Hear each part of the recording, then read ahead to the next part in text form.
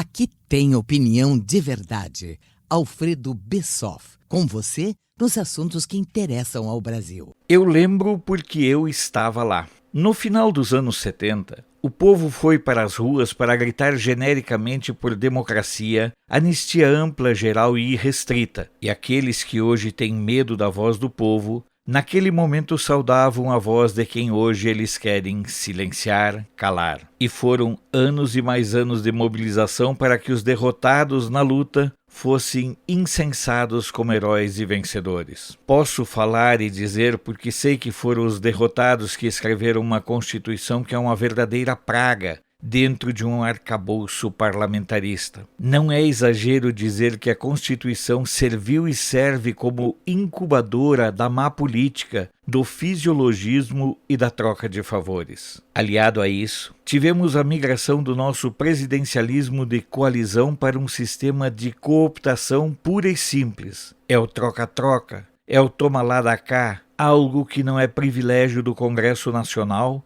mas se repete em todas as assembleias legislativas, na Câmara Legislativa do DF e nas câmaras de vereadores de norte a sul do Brasil. Muitos dos que foram ontem para as ruas clamar por uma solução que limite os papéis tanto do Congresso Nacional quanto do STF também estavam nas ruas no final dos anos 70 e nos anos 80. E se voltam agora às ruas é porque há uma percepção clara por parte do povo de que fracassou o modelo de democracia que os derrotados conseguiram implantar. Se formos fazer um balanço dos governos da chamada Nova República, Sarney, Collor, Itamar, FHC, Lula, Dilma e Temer, o saldo será de estruturas que foram se corrompendo a cada dia, em um processo de entumecimento do tecido social que desandou em acelerada metástase. Se antes os focos de corrupção eram tolerados, com o passar dos anos, a adequação às más condutas passou a ser condição sine qua non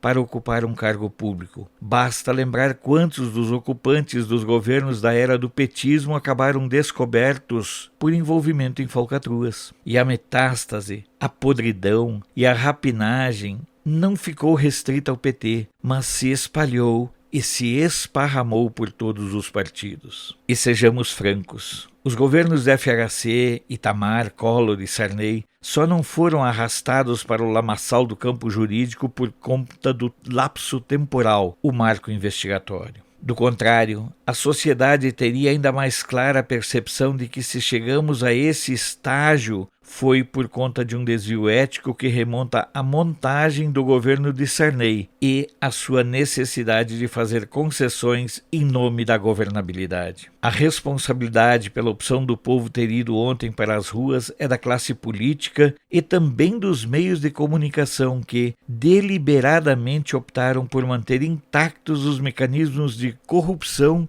e de rapinagem que tinham sido rejeitados eleitoralmente em 2018 com a eleição de Bolsonaro. Se os políticos lutam para manter as fontes de enriquecimento pessoal, a mídia luta para manter sua pauta de destruir a família, de incentivar a pedofilia e a quase exigência de que todos os brasileiros assumam, no mínimo, uma bissexualidade coercitiva com relacionamentos coletivos. Sinceramente não sei quais os próximos passos deste embate, mas milhões de pessoas nas ruas deveriam servir de alerta para quem se sente confortável afrontando o povo a partir de gabinetes, e quando pela mídia suas sandices e a leviandade de continuar lutando contra o Brasil e contra os brasileiros. Não gosto nem de pensar o que ando pensando, mas me parece que caminhamos para um momento de ruptura, com o povo de um lado querendo reconstruir o país e do outro lado uma classe política, amparada pela mídia tradicional e também adepta de privilégios, que teima em manter-se apegada a padrões de comportamento no mínimo antiéticos, quando não alcançam as raias de se configurarem em ações criminosas de grupos criminosos. Sou Alfredo Bessoff, jornalista. Você pode não concordar com o que eu digo, mas eu tenho o compromisso de não silenciar.